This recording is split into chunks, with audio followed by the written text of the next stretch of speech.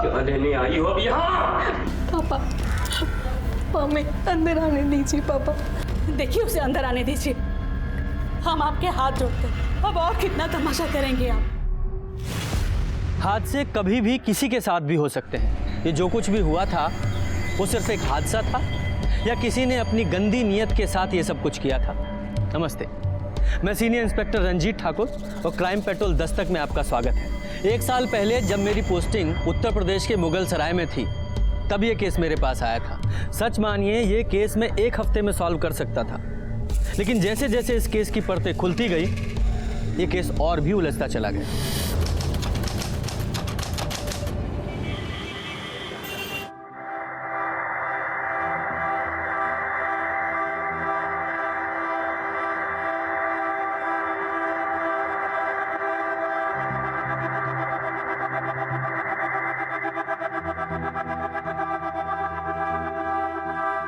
दुल्हन के माता पिता कहाँ हैं?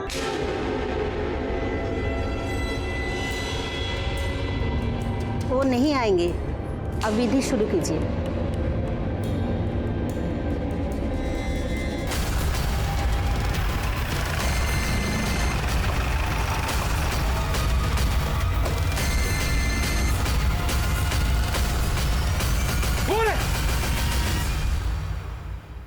कमीना कहीं का हमारी बेटी को जबरदस्ती उठाकर शादी कर रहा है।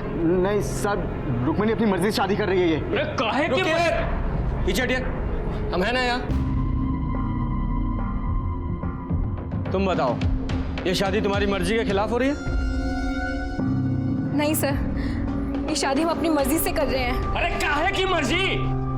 सर, ये हमारी नाबालिग बेटी को बहला फुसला रहा है। नहीं सर, हम नाबालिग नहीं है। हमने 2016 में 10वीं पास की थी। ये देखिए, हम 19 साल। अरे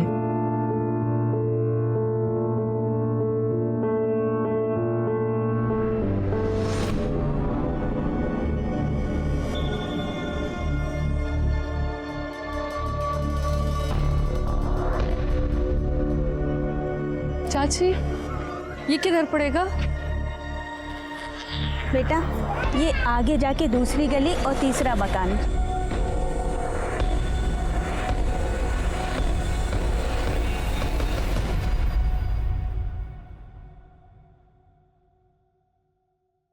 चलिए उठिए, काढ़ा पी लीजिए, आपका बदन दर्द ठीक हो जाएगा।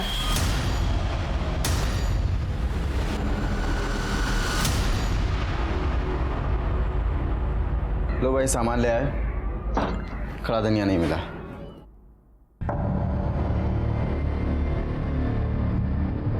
क्या हुआ?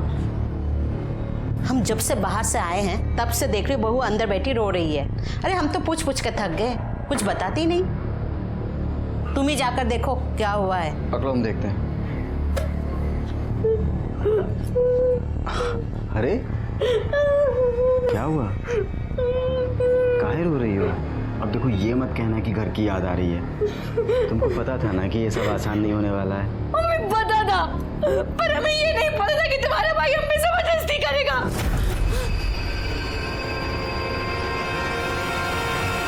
पागल हो गई है क्या? हमारा भाई हमारे लिए भगवान से भी बढ़कर है। उसके ऊपर इल्जाम लगा रही है तू। हम इल्जाम नहीं लगा रहे, हम सच बोल रहे हैं। झूठ बोल रही है। हम तो बीमार हैं, बाहर सो रहे थे। अच्छा, हम झूठ बोल रहे हैं? जब गंदा काम करने में शर्म नहीं आई तब मारने में काहे आ रही है?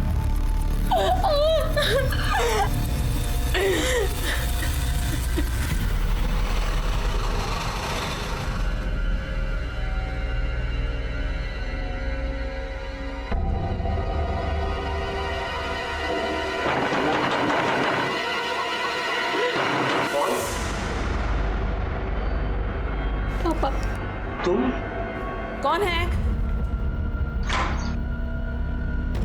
क्या लेने आई हो अब यहाँ? पापा, हमें अंदर आने दीजिए पापा। देखिए उसे अंदर आने दीजिए। हम आपके हाथ जोड़ते हैं। अब और कितना तमाशा करेंगे आप? हादसे कभी भी किसी के साथ भी हो सकते हैं। ये जो कुछ भी हुआ था वो सिर्फ एक हादसा था या किसी ने अपनी गंदी नीयत के साथ ये सब कुछ किया था। नमस्ते, मैं सीनियर इंस्पेक्टर रंजीत ठाकुर और क्राइम पेट्रोल दस्तक में आपका स्वागत है। 1 साल पहले जब मेरी पोस्टिंग उत्तर प्रदेश के मुगल सराय में थी, तब ये केस मेरे पास आया था। सच मानिए ये केस मैं 1 हफ्ते में सॉल्व कर सकता था, लेकिन जैसे जैसे इस केस की परतें खुलती गई, ये केस और भी उलझता चला गया।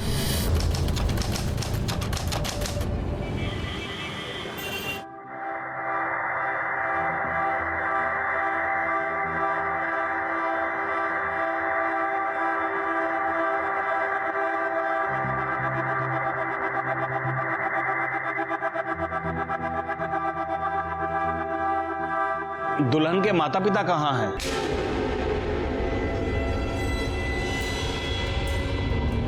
वो नहीं आएंगे, अब विधि शुरू कीजिए।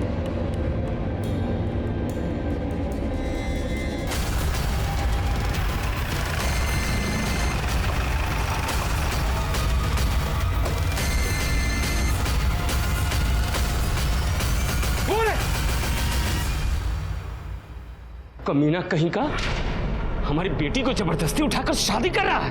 नहीं सर, रुक्मिणी अपनी मर्जी से शादी कर रही है ये। अरे काहे के पीछे हटिए, हम है ना यहाँ।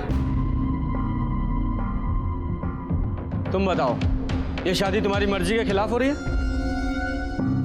नहीं सर, ये शादी हम अपनी मर्जी से कर रहे हैं। अरे काहे की मर्जी? सर, ये हमारी नाबालिग बेटी को बहला फुसला रहा है। नहीं सर, हम नाबालिग नहीं है। हमने 2016 में 10वीं पास की थी। ये देखिए, हम 19 साल के हैं। अरे ये सर्टिफिकेट सब झूठा है सर। अब आप झूठ क्यों बोल रहे हैं? ये जब छोटी थी ना, तो हम इसका दाखिला 5वें में करवा दिए थे सीधे। अभी 18 की भी नहीं हुई है। तुम बहुत जवानी फूट रहा है तुम्हारा। अभी बताते हैं तुमको। रुकिए। कैसी बातें कर रहे हैं आप? आपकी बेटी है ना ये? आपके मुंह से ऐसी बातें शोभा देती हैं उसके लिए? और ये जो हमारे मुंह पे कालिक पोत रही है, इसका क्या सर? ये देख रहे हैं, इसके पास सबूत है कि ये बालिग है। आपके पास कोई ऐसा सबूत है कि ये नाबालिग है? अरे इसे शादी करने से कोई नहीं रोक सकता। पीछे हटाइए ना, आप भी पीछे हटिए।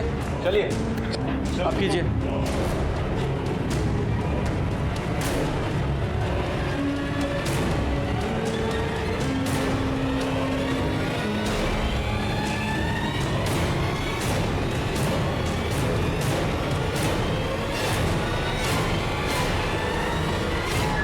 आप दोनों का विवाह संपन्न हुआ।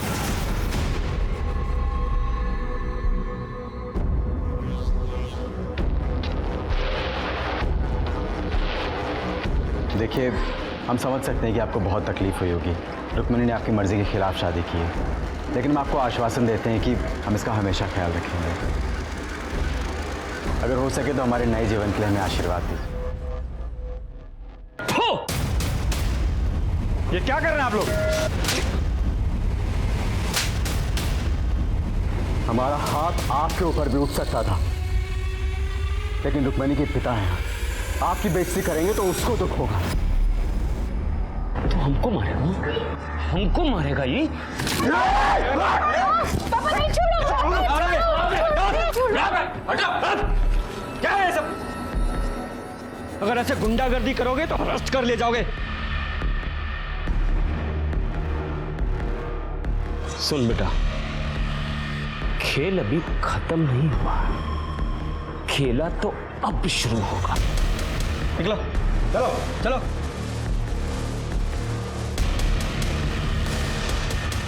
चलिए।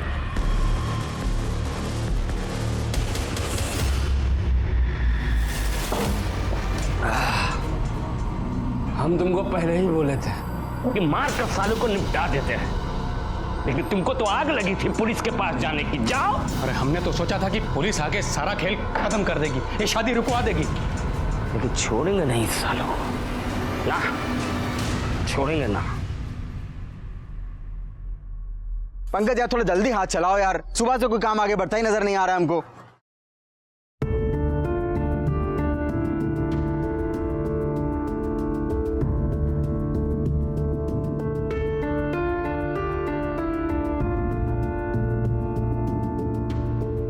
अरे देखो, मनोज भैया के मिसेस आए हैं।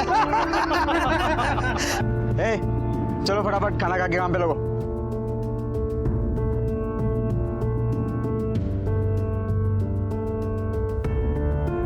कैसा बना है?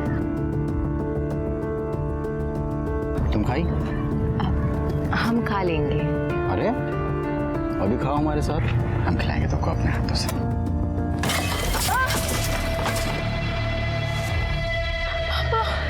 साला तुम्हारा तो ऐसी हालत करेंगे ना कि जिंदगी भर हलक से निवाला नीचे नहीं उतरेगा। हमारी बेटी को फंसाया। पापा नहीं, पापा नहीं।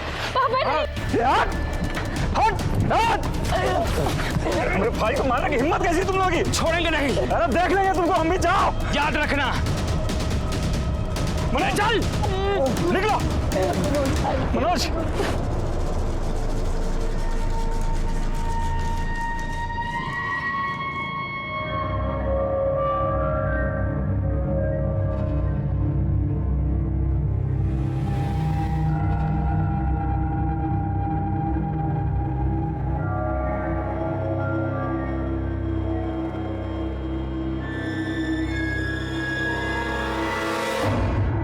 आ जाओ, एक सीट खाली, आ जाओ। ये पटेल नगर किधर पड़ेगा? पटेल नगर पास में ही आइए, मैं आपको छोड़ दूँ। अरे यार बीच में कहाँ फुदक रहा? मेरा नंबर है। अरे भाई मेरा नंबर है। अरे तो जाना यार, दिमाग खराब कर रहा है। मैं आपको छोड़ देता हूं। मैं छोड़ दूं, आप इधर आइए। बैठ जा, बैठ जा। रुक जा, बैठ जा, मैं छोड़ रहा हूं। बैठ जा।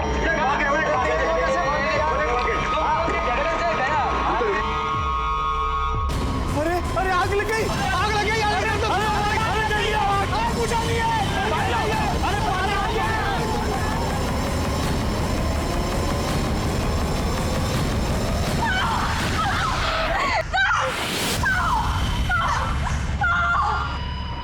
बहुत दुख रहा है ना? नहीं नहीं, ये मत लगाओ, हमको बहुत जलता है इससे। अरे इससे बहुत जलता है हमको। हाँ हम नहीं लगा रहे। अच्छा नहीं लगा रहे, हाँ नहीं लगा रहे।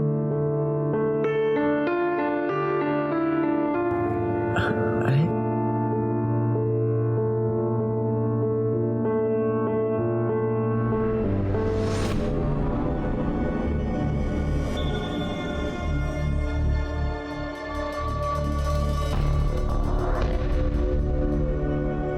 चाची ये किधर पड़ेगा? बेटा ये आगे जाके दूसरी गली और तीसरा मकान।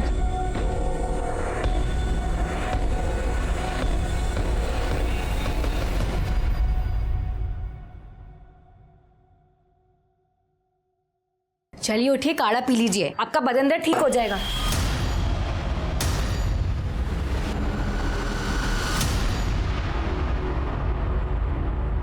लो भाई सामान ले आए, खड़ा धनिया नहीं मिला।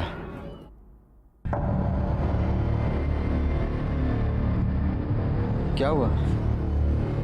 हम जब से बाहर से आए हैं तब से देख रही बहू अंदर बैठी रो रही है। अरे हम तो पूछ पूछ के थक गए, कुछ बताती नहीं। तुम ही जाकर देखो क्या हुआ है। पकड़ो, हम देखते हैं। अरे क्या हुआ? काहे रो रही हो? अब देखो ये मत कहना कि घर की याद आ रही है। तुमको पता था ना कि ये सब आसान नहीं होने वाला है। हमें पता था, पर हमें ये नहीं पता था कि तुम्हारा भाई हम पे जबरदस्ती करेगा।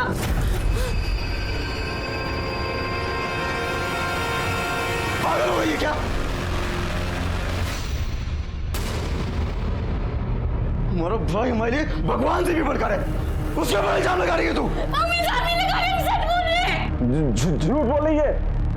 हम तो बीमार हैं, बाहर सो रहे थे। अच्छा हम झूठ बोल रहे हैं? जब गंदा काम करने में शर्म नहीं आई तब मारने में काहे आ रही है?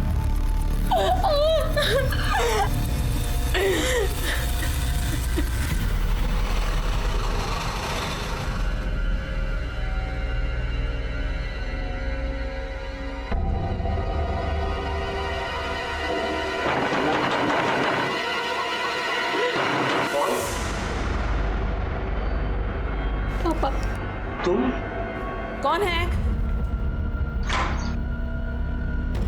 क्या लेने आई हो अब यहाँ? पापा हमें अंदर आने दीजिए। पापा देखिए उसे अंदर आने दीजिए, हम आपके हाथ जोड़ते हैं। अब और कितना तमाशा करेंगे आप?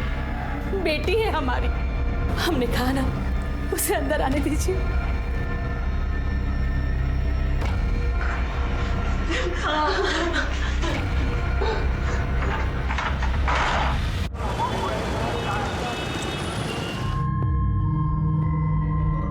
तुम्हें ऐसा बहू पर हाथ नहीं उठाना चाहिए था। हाँ तुम सुनी ना वो क्या बोल रही थी। भैया प्लीज ले आओ ना भाभी को।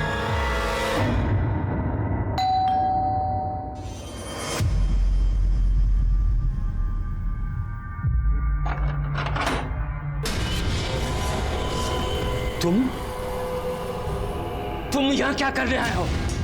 चले जाओ यहाँ से, नहीं तो यही जिंदा जमीन में गाड़ देंगे। निकलो निकलो यहाँ से। अरे ये क्या कर रहे हैं? भगवान के लिए बस कीजिए, ये दामाद जी है हमारे, जो हुआ सो भूल जाइए, हमारी बेटी की जिंदगी बर्बाद मत कीजिए। हम रुक्मणी को लेने आए। रुक्मणी को लेने आए? दोबारा ये देखिए एक बार मेरी बात मान लीजिए, रुक्मणी के लिए, मेरे लिए।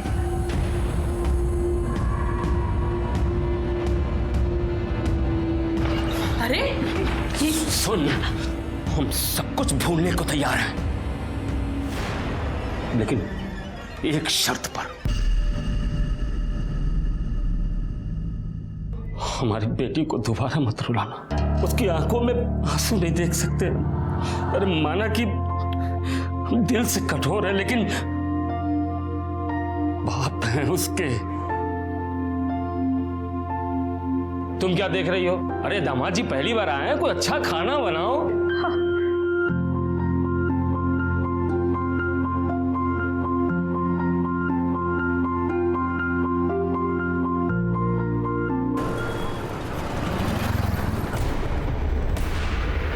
अरे अरे आग लग गई, आग लग गई, आग लग गई। चलिए चलिए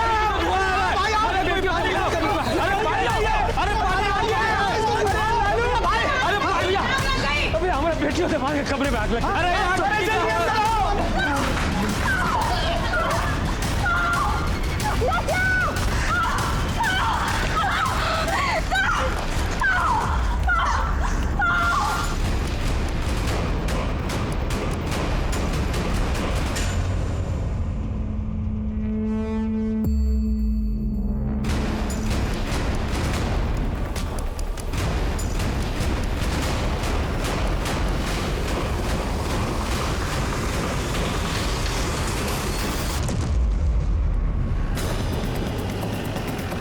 पीछे चलिए, चलिए पीछे, चलिए पीछे, चलिए, चलो चलो। सर 2 लोगों की बॉडी थी, मनोज और रुक्मणी। काफ़ी बुरी तरह से जल गए थे। मनोज की तो मौका वारदात पर ही मौत हो गई। रुक्मणी को हॉस्पिटल भेज दिया गया। ये रही सर मनोज की बॉडी।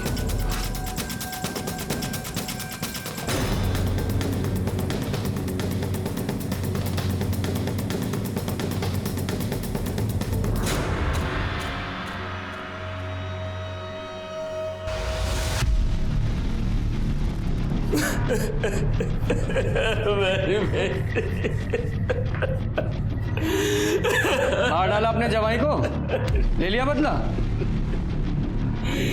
नहीं साहब, हमने कुछ नहीं किया। हमने तो उन्हें माफ भी कर दिया था। वो दोनों यहाँ क्या कर रहे थे? रुक्मिणी 1 दिन पहले यहाँ आई थी, तो शायद मनोज ने उसे थप्पड़ मार दिया था, तो वो चिढ़कर हमारे घर आ गई। और मनोज ने उसे थप्पड़ क्यों मारा था? हमें क्या पता था। रुक्मिणी की माँ ने भी उससे पूछा, लेकिन उसने कुछ नहीं बताया।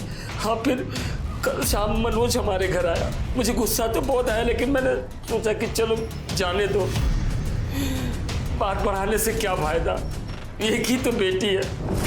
और यहाँ तक कि कल रात में हम लोगों ने साथ में खाना भी खाया था। हम सब बहुत खुश थे साहब। ये देखिए, कल रात में हम लोगों ने तस्वीर भी ली थी, लेकिन हमें क्या पता था कि ये सब। ये आग कैसे लगी? हमें नहीं पता साहब। हम तो रात में सो रहे थे, तभी रुक्मिणी के कमरे से चीखने की आवाज आई। फिर उसके कमरे से धुआं निकलने लगा। पड़ोसी आए और उन्होंने दरवाजा तोड़ा, और उसके बाद। सच बोल रहा हो? सच बोल रहा हूँ। पर दिखाई नहीं दे रहा, क्योंकि मनोज से तो तुम बहुत नफरत करते थे। लग नहीं रहा सच बोल रहे हो। सच बताओ क्या हुआ था, वरना जेल में डाल के सड़ा दूंगा। नहीं साहब, जब रात में हमारी नींद खुली तो रुक्मिणी के कमरे से लड़ने झगड़ने की आवाज आ रही थी। हमने सोचा कि चलो पति पत्नी का झगड़ा होगा, कल तक खत्म हो जाएगा। फिर हम बाथरूम चले गए। बाथरूम से जब वापस आ रहे थे तो देखा कि मनोज मिट्टी के तेल का डब्बा लेकर कमरे के अंदर जा रहा और जाकर उसने दरवाजा बंद कर लिया। हमने दरवाजा खटखटाया लेकिन उसने दरवाजा नहीं खोला। अभी कुछ सोच ही रहे थे तभी रुक्मिणी के कमरे से चीखने चिल्लाने की आवाज आने लगी। हमने दरवाजे के छेद से झांक कर देखा तो मनोज रुक्मिणी को जला दिया था साहब। फिर हमने देखा कि मनोज को भी आग लग गई है। पड़ोसी आए, उन्होंने दरवाजा तोड़ा लेकिन तब तक मनोज मर चुका था साहब। तुम्हारा भाई कहाँ है? वो अस्पताल गया साहब।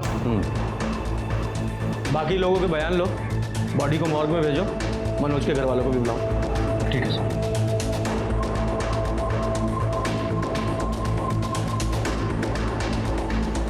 साहब एक मिनट बात करनी है आपसे। बोलिए। हमारा नाम सूरज है। हाँ। और ये हमारा बेटा गोपाल। हम बसेसर के बगल वाले घर में ही रहते हैं।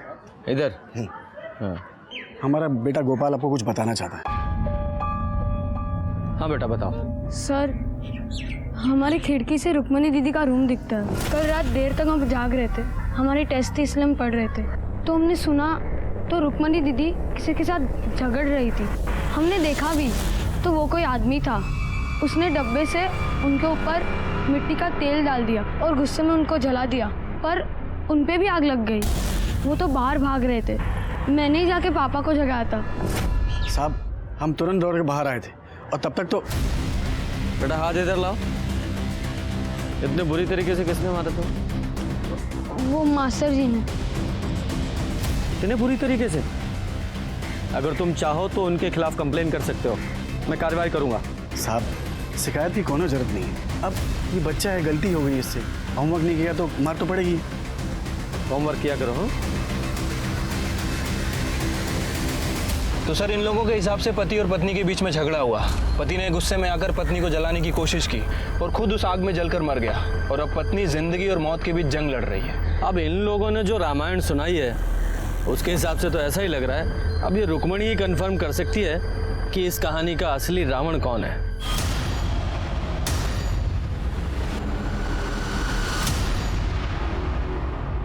सर रुक्मिणी कुछ भी बता नहीं सकती, वो कुछ बोलने की हालत में है ही नहीं। उसका बदन पूरी तरह से जल चुका है, अभी बेहोश है।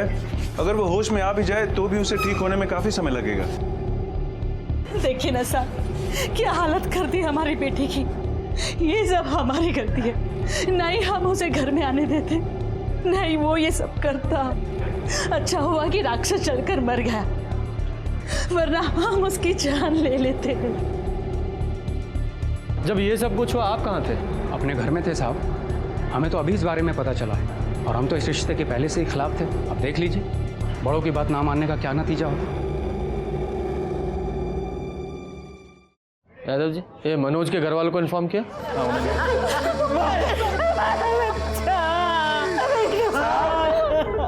उस प्रोफेसर ने हमारे भाई को मारा साहब, छोड़िएगा मत साहब उसको। आप शांत हो जाइए। देखिए बॉडी में तो और कुछ बचा नहीं है, लेकिन हमें बॉडी में एक कड़ा मिला है। आप पहचानते हैं इसे? साहब ये कड़ा मनोज का साहब, उसके पिछले जन्मदिन पे हम उसको गिफ्ट में दिए थे साहब। साहब ये सब कुछ उस रुक्मिणी के बाप ने किया साहब। उसने हमारे भाई मनोज को मार डाला साहब। मंदिर में देखा था ना आपने, कितना गुस्सा भरा था उसके अंदर। और उसके बाद मनोज जिस कंस्ट्रक्शन साइट पे काम करता था वहां अपने गुंडों के साथ पहुंच गया था। वो तो ठीक टाइम पर मैं और कुछ लेबर आए तो बीच बचाव किया, नहीं तो हमारे भाई को उसी दिन मार डालता वो साहब। जब इतना गुस्सा भरा था तो अचानक मान कैसे गया वो? जब इस बसेसर ने मनोज के साथ कंस्ट्रक्शन साइट पे मारपीट की थी तो आप लोगों ने पुलिस कंप्लेन क्यों नहीं की? हमने उससे कहा था बात ना बढ़ाए, रिश्तेदारी वाली बात थी। अब बेटी भाग जाएगी तो गुस्सा तो आएगा ना। इतना गुस्सा कि हमारे बेटे की जान ही ले ली। ये रुक्मिणी के घर वालों ने हमें बताया कि मनोज ने रुक्मिणी के साथ कुछ मारपीट की थी और इसलिए वो अपने मायके आ गई थी। ये बता सकते हैं पति पत्नी में किस बात को लेकर झगड़ा हुआ था? साहब पति पत्नी तो लड़ते रहते हैं, कौन सी बड़ी बात है। और मनोज थोड़ा गुस्से वाला था और रुक्मिणी बहुत जल्दी चिढ़ जाती थी। बात क्या हुई थी साहब, हमें कुछ नहीं पता। हमें बिन बताए उसने गुस्से में अपने मैके जाके बैठ गई। साहब हमने मनोज से कहा था उसे मना ले आए। साहब हमें क्या पता था, हम खुद ही मेरे बेटे को मौत के मुंह में भेज गए। क्या फिर से नौकरी छोड़ दी? तुम्हारे पैर में चक्री लगी है क्या? किसी नौकरी पे टिकते ही नहीं हो। तुम उसकी छोड़ो, वो मैं देख लूंगा। हाँ, बाद में बात करता हूँ। मेरे छोटे भाई को ना पहले मेरी शादी करनी है, फिर नौकरी करनी है। सही तो कह रहा है सर। अच्छा, तुम भी उसी का साथ दोगे? अपडेट बताओ। सर ये मनोज की पीएम रिपोर्ट है सर। बॉडी 80% जली हुई थी सर, और बॉडी पे कहीं भी कोई एक्सटर्नल इंजरीज और ट्रॉमा के निशान नहीं है। यादव जी, ये मनोज के घर वालों का कहना है कि मनोज काफ़ी गुस्से वाला था जी, और ये रुक्मणी ये भी काफ़ी शॉर्ट टेम्पर्ड थी। तो हो सकता है उस रात रुक्मणी और मनोज का झगड़ा हुआ हो और गुस्से में मनोज ने रुक्मणी को जला दिया और गलती से उसी आग में खुद जलकर मर गया। तो उस हिसाब से रुक्मणी विक्टिम और ये मनोज कल्प्रिट। पुरानी कहावत है, जो दूसरों के साथ बुरा करता है वो खुद मुसीबत में पड़ जाता है, और इस केस में भी हमें कुछ ऐसा ही लगा था। सर्कमस्टेंशियल एविडेंस और गवाहों के बयानों के बाद हमें यकीन हो गया था कि असली गुनहगार मनोज त्यागी ही था। उसने ही अपनी पत्नी रुक्मणी को जलाकर मारने की कोशिश की थी, जिसमें वो खुद जल गया था। डॉक्टर्स ने हमें बताया कि रुक्मणी की हालत को ठीक होने में कम से कम 2 महीने लगेंगे, उसके बाद ही हम उसका बयान ले पाएंगे। अपनी जांच पूरी करते हुए हमने रुक्मणी का डीएनए उसके पिता बसेसर से और मनोज का डीएनए उसकी माँ कविता से मिलाया, जो मैच हो गया। लेकिन तभी इस केस में हमारे सामने कुछ ऐसा आया जिसने हमारे होश उड़ा दिए।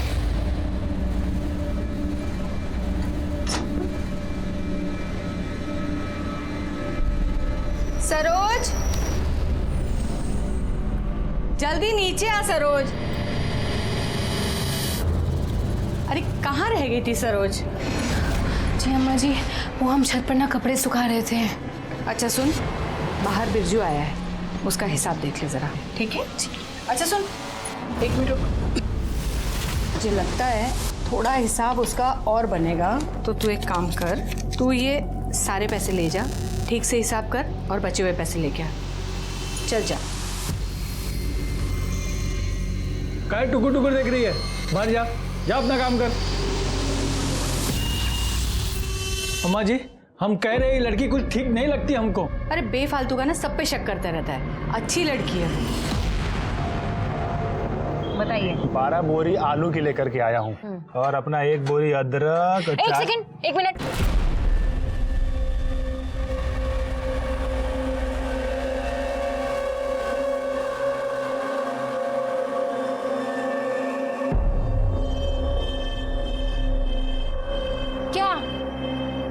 ये काहे ऐसे बत्तीसी दिखा रहे हो हमें? हाँ, ये लो, काम करो, काम पे ध्यान दो।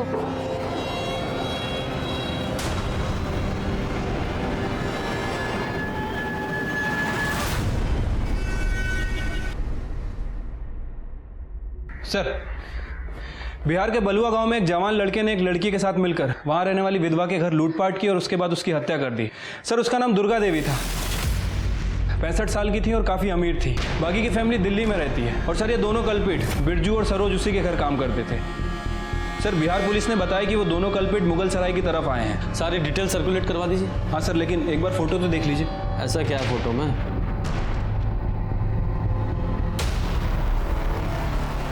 ये तो रुक्मणी जैसी लग रही है, लेकिन वो तो हॉस्पिटल में है। ये बिहार में कैसे हो सकती है? यादव जी, ये रुक्मणी की फाइल निकालो।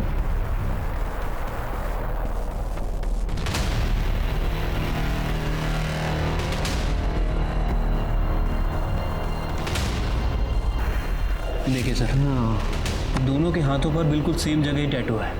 हाँ, लेकिन इस फोटो में टैटू थोड़ा क्लियर नहीं है, लेकिन है एक ही जगह पर। Good job Yadav ji. अब इस रुक्मणी से मिलने का वक्त आ गया है। चलो।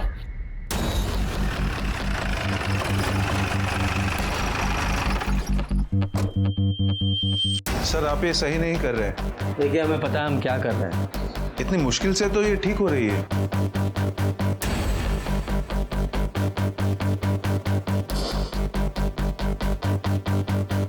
देखिए मैंने पहले ही कहा था, अगर यहाँ पे कोई टैटू होता तो बुरी तरह से जल चुका होगा। डॉक्टर साहब, क्या कोई और तरीका नहीं है जिससे ये पता लग जाए कि पहले यहाँ टैटू था या नहीं? जी नहीं, क्योंकि स्किन के पिगमेंट्स जल चुके हैं। अब इसे पता लगाने का कोई तरीका नहीं है। एक तरीका है, बिहार चलना होगा।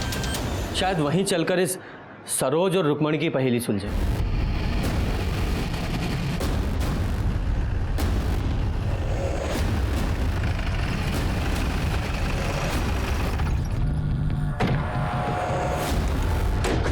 यही घर है सर। और ये पुलिस वाले यूपी से आए हैं साहब। तुमने जो बयान हमको दिया था, तुम्हारे मुंह से सुनना चाहते हैं। तो क्या है कि तुम्हारे अम्मा जी के कातिलों का पता लगाना है ना। छोड़ना मत साहब उनको। हमारी अम्मा जी बहुत अच्छी थी साहब, बहुत अच्छी थी हमारी अम्मा। ये सरोज यहाँ कब से काम करती थी? साहब कुछ 35-40 दिन हुए होंगे साहब। बहुत पढ़ी लिखी थी साहब और एकदम सीधी सादी लगती थी। अम्मा जी का तो बहुत ही ख्याल रखती थी और अम्मा जी भी उस पर बहुत भरोसा करते थे साहब। और ये बिरजू? अम्मा जी का जमीन का बटाई होता है ना, वो बिरजू ही देखता था। यहाँ आता जाता रहता था साहब। वो हिसाब किताब भी सरोज ही देखती थी। जी सर, यहाँ पे काम करने वाले लोगों का कहना है कि सरोज और बिरजू बहुत घुल मिल गए थे। हाँ साहब, हम देखे थे बिरजू और सरोज में बहुत नजदीकी हो गई थी। अगर तुम्हें हमारी जरूरत है तो सीधे सीधे कह क्यों नहीं देते?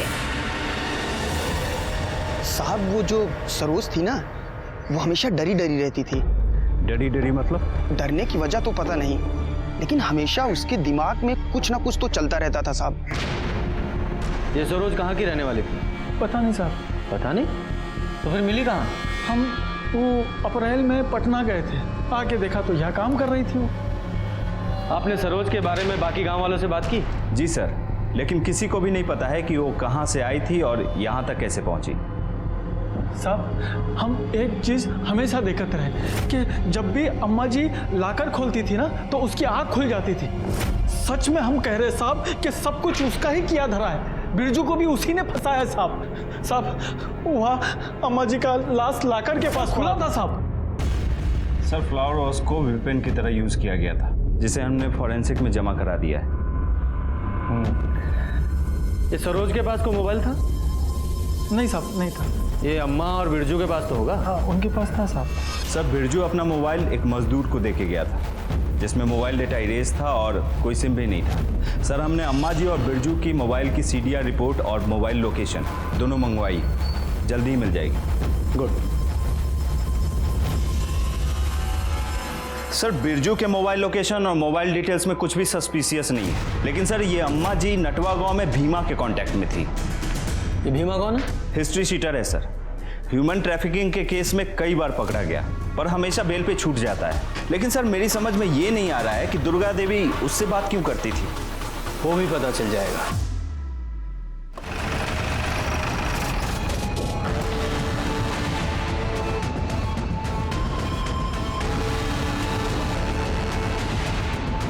सर यही घर है भीमा का।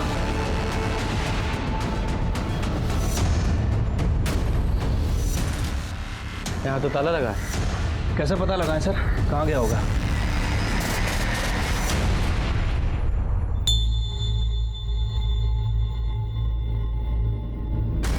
तुम भी माँ रुको।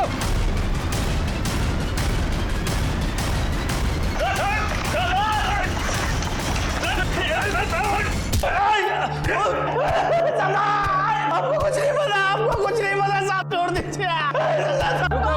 रुको। कितना मारते हो तुम लोग? बहुत लगा? जी साहब। अच्छा पानी पियोगे?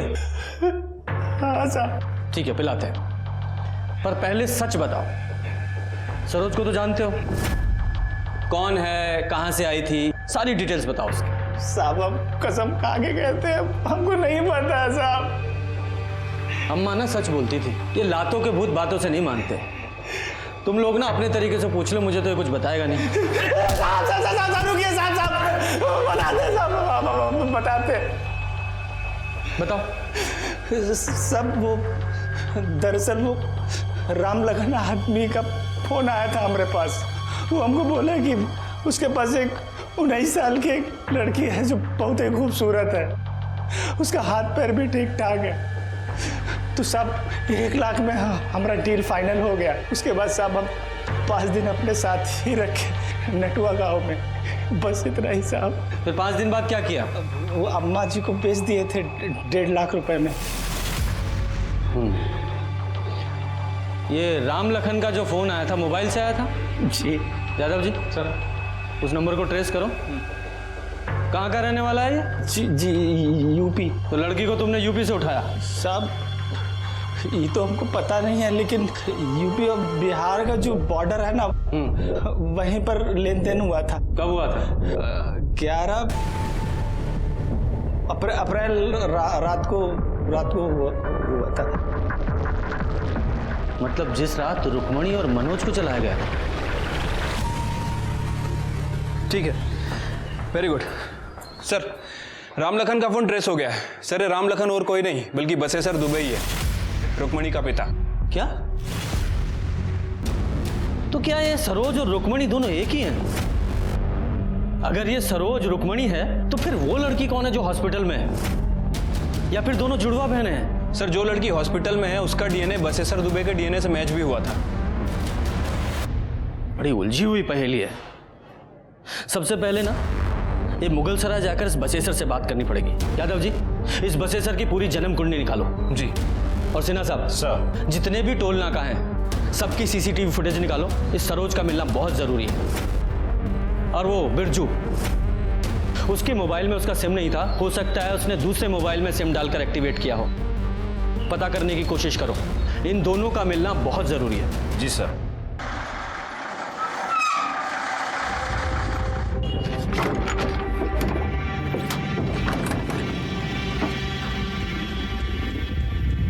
सुनिए, हम ऐसे कब तक इधर उधर भागते रहेंगे? हम जाने ये सब कब खत्म होगा।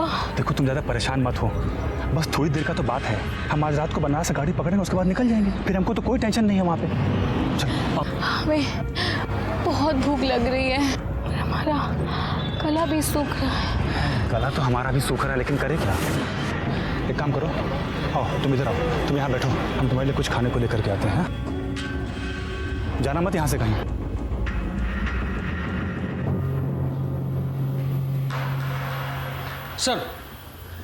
सर बसेसर के बारे में एक इन्फॉर्मेशन मिली। क्या?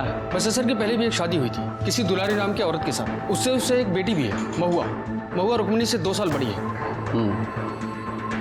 ये महुआ की कोई फोटो मिली? नहीं सर। ये दुलारी और महुआ कहाँ है अभी? सर दुलारी अभी भी अपने गांव अजवारी में है और बसेसर भी वहीं का रहने वाला है। जब हमने दुलारी से महुआ के बारे में पूछा तो उसने कहा कि वो अपने किसी रिश्तेदार के यहाँ कानपुर गई है, वहीं कहीं मेट का काम करने। लेकिन जब हमने कानपुर में पता किया सर, तो पता चला कि महुआ कानपुर पहुंची ही नहीं। कब की बात है? सर अप्रैल के पहले हफ्ते की। मतलब 11 अप्रैल से पहले भी बहुत सी चीजें हुई थी। आप काहे नहीं खा रहे? अरे तुम खाओ, हम उधर ही कुछ खा लिए थे, पेट भरा है हमारा। बस कितने बजे का है? शाम को 8 बजे का है। तुम खा के थोड़ा सा रेस्ट कर लो, हम तुमको जगा देंगे। कैसा गंदा मजाक कर रहे हैं आप साहब? एक तो हमारी बिटिया अस्पताल में पड़ी है वैसी हालत में, और आप कह रहे हैं हमें अपनी बेटी को बेच दिए बिहार में। पूत को तो कपूत बनते सुना है, लेकिन बाप को पशु बनते पहली बार देखा है। एक बात बताओ, अगर तुमने अपनी बेटी को नहीं बेचा तो वो नटवा के हिमा से फोन पर क्या बात करते थे? झूठ मत बोलना, तुम्हारे सारे कॉल रिकॉर्ड्स हैं हमारे पास। मना क्यों करेंगे? उससे हमारी बात होती थी, हमारे बचपन का दोस्त है, तो कभी कभार फोन पे बात हो जाया करती है। लेकिन इसका मतलब ये थोड़ी है कि उसे हम लड़की बेचें, मतलब अपनी बेटी को। तो फिर ये भीमा ऐसा क्यों बोल रहा था? कहा है कि उसका दिमाग खराब हो गया, साथ में आप लोगों का। बकवास कर रहा है तू? अरे आप ही लोग ना वो टेस्ट करवाए थे और बोले कि जो बेड में लड़की है वो हमारी बेटी है। हमारी एक ही बेटी है, और सरोज कौन है हम नहीं जानते हैं। तुम्हारी एक और बेटी है ना, महुआ, वो कहाँ है? हम नहीं जानते हैं उसे।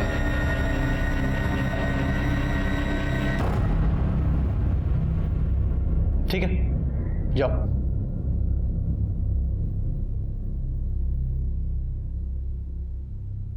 यादव जी सर, ये बहुत कुछ उलझा हुआ सा है। और इसे सुलझाने के लिए इसकी तह तक जाना पड़ेगा। एक काम करो, सबके फ़ोन सर्विलेंस पे डालो, इस मनोज की फैमिली के भी। ठीक है सर। वैसे सर अब क्या करें, हमने सीना से भी बात की है, उसे भी अभी तक कुछ पता नहीं चला है। महुआ, सरोज, रुक्मणी सब बहुत उलझा हुआ है। अगर ये माने कि ये सरोज ही रुक्मणी है, तो फिर ये हॉस्पिटल में जो लड़की है वो कौन है? महुआ? सर रुक्मणी की तबीयत पहले से बेटर है, बीच बीच में होश भी आ रहा है उसे, मगर उसके वोकल कॉर्ड्स बुरी तरह से झुलस चुके हैं। अगर उसने बोलने की कोशिश की तो काफी नुकसान हो सकता है। मतलब उससे बात ही नहीं कर सकते? जी नहीं। इस लड़की का डीएनए इसकी माँ फुलवा से मैच कराई है। जी। हो सकता है इसी से कहानी में कोई नया मोड़ आए। आज हमारा बेटा 24 का हो जाता, शादी के बाद उसका पहला जन्मदिन। माँ, अब रो मत, आप भी तो हमारी हिम्मत हो।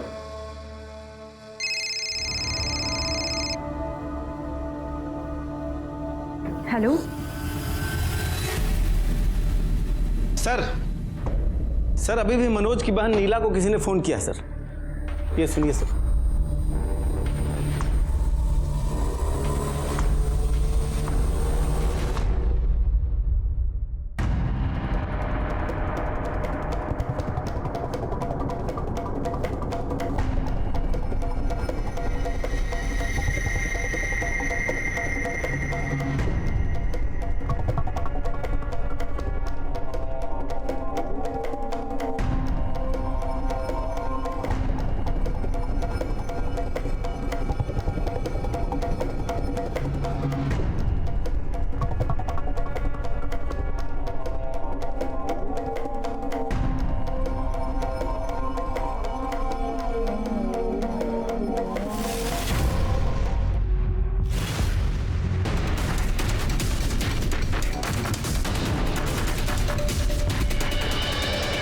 कैसी हो? याद नहीं रहे। सरोज, ले चलो इसे।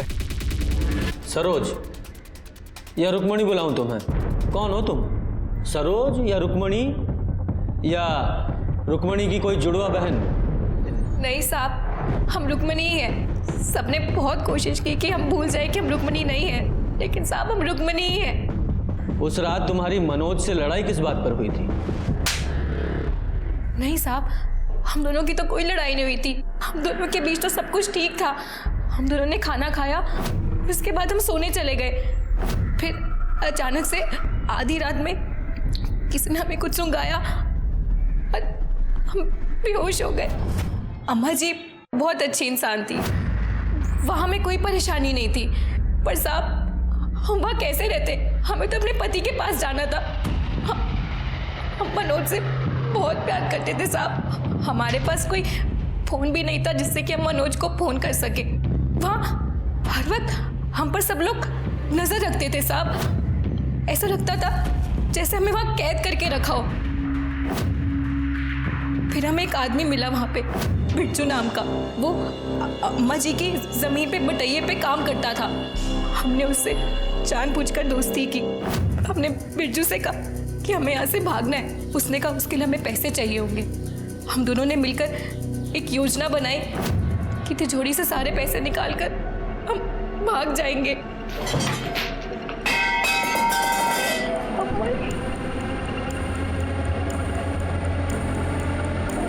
अरे अच्छा, पैसा कहाँ है इसमें? तुमने कहा बहुत सारे पैसे हैं।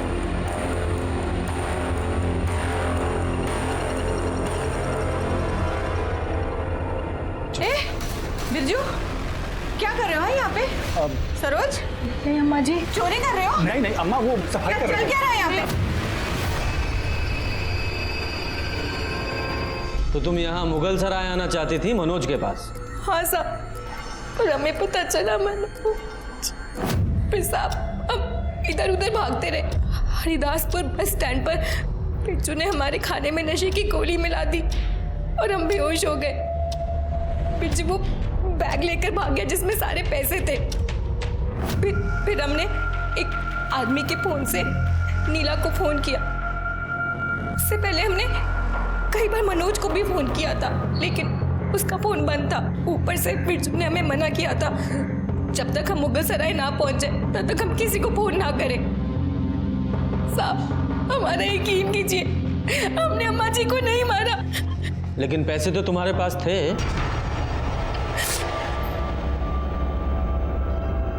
हाँ साहब,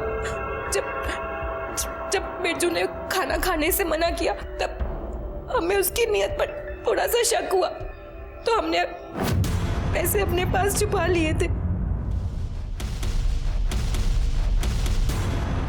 मनोज ने तुम्हें किस बात पर मारा जो तुम मायके चली आई थी? उसके भाई राजेश ने हमारे साथ बलात्कार करने की कोशिश की थी। हमने मनोज को बताया भी साहब, पर उसने हम पे यकीन नहीं किया। सर, डीएनए रिपोर्ट आ गया है।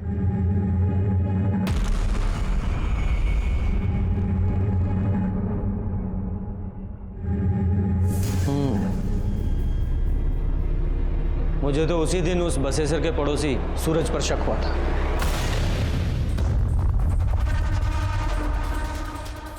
तुमने पुलिस से झूठ क्यों बोला? देखिए साहब, आप हमारे बच्चे के साथ ऐसे सवाल जवाब नहीं कर सकते। अच्छा, उस दिन तो तुम ही लाए थे ना इसे बयान दिलवाने के लिए। अब क्या हुआ? बेटा, झूठ बोला था ना उस दिन तुमने। सर, हमें कुछ नहीं पता था, हमने कुछ देखा भी नहीं था। वो तो पापा और बसेसर चाचा ने जो कहने को बोला था वो अपने आप को कह दिया।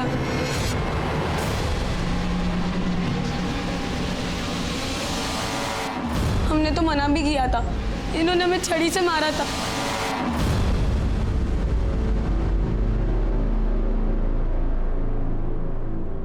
तुम्हारे खिलाफ सारे सबूत हैं हमारे पास। अब फटाफट सारी सच्चाई बताओ।